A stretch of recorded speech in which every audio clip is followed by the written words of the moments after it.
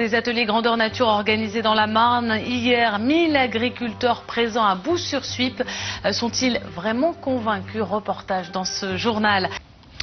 Pesticides, fongicides, au-delà des bonnes intentions, comment les limiter vraiment dans nos cultures? Débat, rencontres, forums, beaucoup de méthodes déjà éprouvées. Voici cette fois une opération grandeur nature en Champagne-Ardenne. Pour cela, 1 millier d'agriculteurs de France, Belgique et Suisse sont venus à Bouz-sur-Suippe dans la Marne. Le reportage de Véronique Buzon et Isabelle Griffon. Pour Myriam et son mari Christophe, depuis des années sur leur exploitation de près de 300 hectares, on respecte les sols et la plante et cela passe obligatoirement par la réduction des produits phytosanitaires.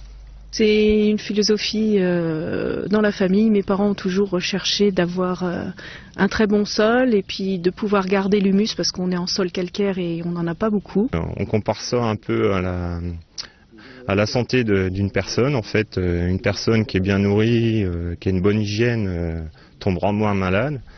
Pour les plantes, c'est pareil. Depuis 10 ans maintenant, ils ont adopté la méthode de technique minérale culture-élevage. Le principe du concept technique est basé sur l'action des sels minéraux et des oligo-éléments sur l'activité biologique des sols et la biodiversité.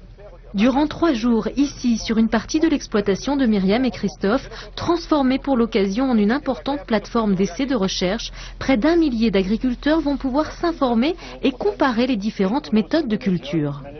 On est jeunes agriculteurs, on recherche aussi un peu à améliorer nos pratiques. Et chacun portant un peu de soi-même, c'est comme ça qu'on avance.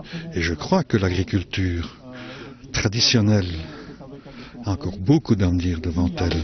Il faut voir un peu d'abord ce qu'il y a là comme nouveauté, parce qu'il y a chaque année des nouveautés, ce qui existait antérieurement, pouvoir faire des comparaisons et puis pouvoir discuter ensemble avec le sélectionneur, entre agriculteurs, et je crois que c'est très important.